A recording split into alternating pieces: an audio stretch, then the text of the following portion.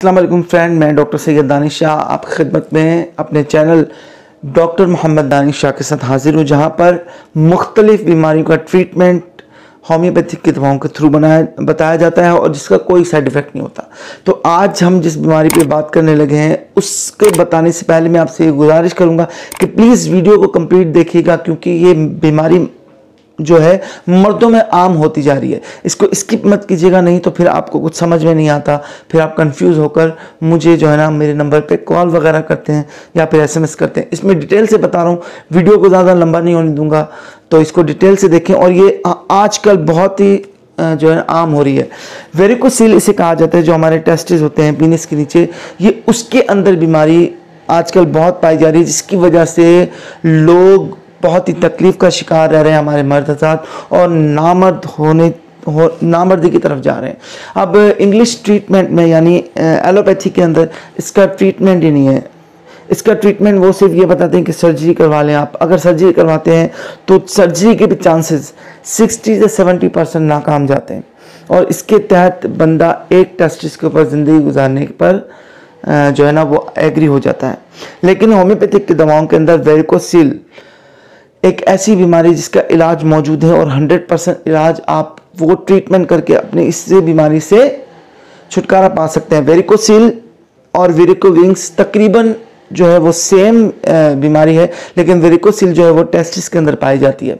तो आइए शुरू करते हैं कि ये वेरिकोसील किस तरीके से होता है और इसकी वजूहात क्या है, इसका ट्रीटमेंट क्या है और किस तरीके से हम इससे निजात पा सकते हैं।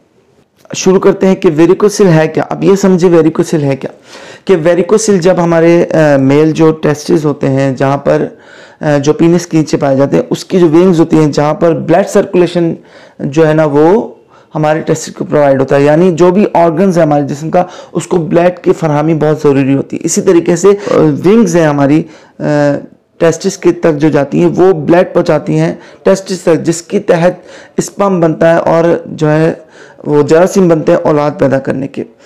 अब जब इसके अंदर सूजन आ जाती है, जब ये कुछ खराबी का बायस बन जाती है, इसमें वेरिकोसील पैदा हो जाता है, तो ब्लड सर्कुलेशन की फराहमी इससे सही तरीके से नहीं हो पाती, जिसकी वजह से स्पर्म बनना बहुत कम हो जाता है, स्पर्म नहीं बनता, जिसकी वजह से इसके अंदर पस सेल आ जाता है और इसके अंदर जो है वो स्पर्म के जो औलाद पैदा करने के जरासीम होते हैं वो मरना शुरू हो जाते हैं, जिसकी वजह से अगर आप सीमेन की रिपोर्ट करवाएंगे तो उसके अंदर 000 के जो भी कंट्रीब्यूट हैं स्पर्म रिपोर्ट में वो आएगा, आपका कोई मतलब एक्टिव पार्ट नहीं बचेगा। इतनी खतरनाक की बीमारी है।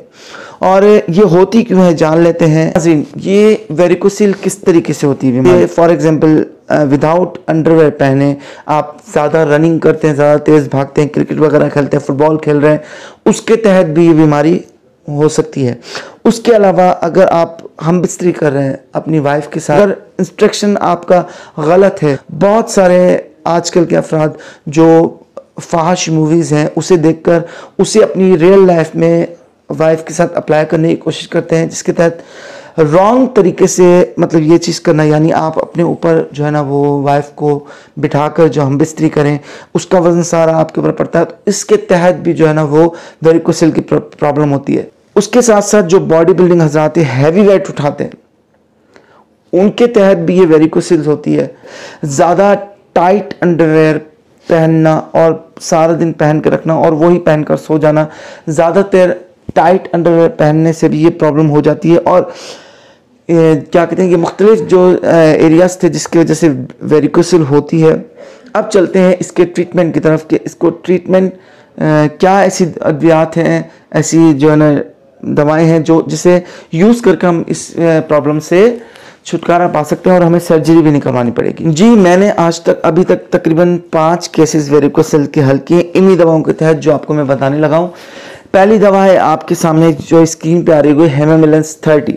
हेमोमिलेंस 30 जो है आपकी विंग्स जो होती हैं सीधी और इसके अंदर जो ब्लॉक्स बने हुए होते हैं, इसके अंदर जो रुकावट पैदा हो जाती है, सूज जाती है, जो है कंडीशन इसकी विंग्स की ख़राब हो जाती है, जिसकी वजह से ब्लड सर्कुलेशन नहीं आ रहा होता, स्पर्म नहीं बना रहे होते हमारे टेस्टिस, तो उन विंग्स को ये ठीक करती है, ब्लड सर्कुलेशन को ये ठीक करती है ये। तो इसको आप किस तरीके से इस्तेमाल करेंगे कि दिन में 3 बार आपने लेना है खाली पेट। आप सुबह जो है वो हल्का फुल्का नाश्ता कर लें और 1 घंटे बाद 1.5 घंटे बाद इसके तकरीबन 4 से 5 ड्रॉप आप नीम गर्म हल्का सा गर्म पानी हो उसके अंदर ये डालकर आप पिएं। इसी तरीके से दोपहर को अगर आप पी रहे हैं तो आप खाना खाने के 2 घंटे के बाद पिएं, और शाम के वक्त 6-7 बजे के वक्त जब आप खाना खाने में आपके 2-2.5 घंटे हों तो आप इसे यूज़ करें हेमामिलिस को। इसी तरीके से जी दूसरी दवा है हमारी कलकलिया फ्लोर। ये 6x में आपने ले लिया है, टैबलेट फॉर्म में होगी।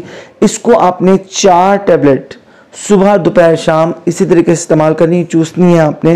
यानी अगर आपने हेमामिलिस ले ली है तो फिर आपने भले खाना खाने की हेमामिलिस के तकरीबन जो है वो 15 से 20 मिनट के बाद इसे इस्तेमाल, इसी तरीके से 4 टैबलेट सुबह दोपहर शाम 3 मरतबा आपने इस्तेमाल करनी है। और इसके अलावा जो दूसरी हमारी मेडिसिन है वो है R42। ये जर्मनी की तकरीबन सारी प्रोडक्ट जर्मनी की हैं। इसको आपने R42 को किस तरीके से इस्तेमाल करना है इसकी भी पिक्चर मैंने लगाई हुई है।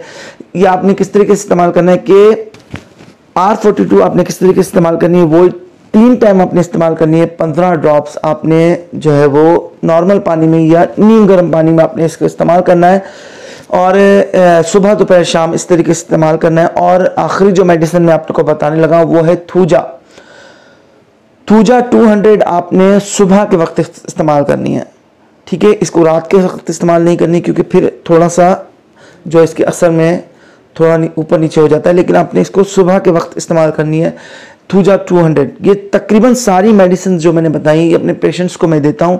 और इसकी कंडीशन वेरिकोसिल की क्या होती है कि आपके विंग्स जो है ना अंदर से वो मोटे हो जाते हैं, फूल जाती हैं, विंग्स में रुकावट आ जाती है। कभी कभी तो ऐसा होता है कि आपका जो पेन होता है वो भी होता है टेस्टिस से लेके ऊपर स्टमक तक आपका पेन जा रहा होता है। आप चलने फिरने में और इन चीज़ों में आपको बहुत दिक्कत होती है। अगर आपको बहुत ज़्यादा पेन हो रहा है तो इसके साथ साथ आप पल्साटीला भी इस्तेमाल कर सकते हैं।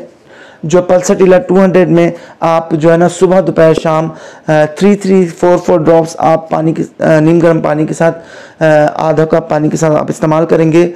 और कभी कभी ये वेरिकोसिल जो है ना वो इतना हो जाता है कि आपकी इतनी मोटी मोटी जो विंग्स सूज जाती हैं और आप फिर चलने फिरने के सही तरीके से काबिल नहीं रहते। अब इसको तकरीबन 6 मंथ तक इन मेडिसिन को इस्तेमाल करना है क्योंकि बहुत सब्र चाहिए होता है।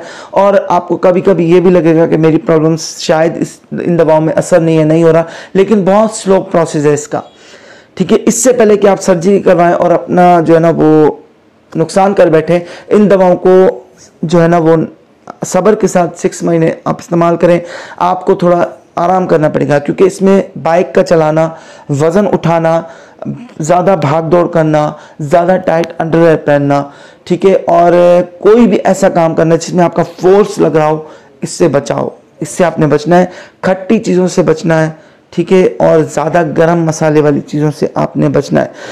आप देखिए आपको वेरिकोसिल होगा ना तो आपको कोई भी, अगर आपके साथ सीमेन का थोड़ा बहुत प्रॉब्लम होगा, आपकी औलाद नहीं हो, आपके जरासीम नहीं बन रहे, आप कोई भी अद्वियात ऐसे इस्तेमाल करेंगे जो आपको फॉर एग्जांपल आपके जरासीम बनाने में कारामद साबित हो। जब तक आपको वेरिकोसिल है जब तक वो दवा भी आपको असर नहीं करेगी, उल्टा वो नुकसान देगी आपको।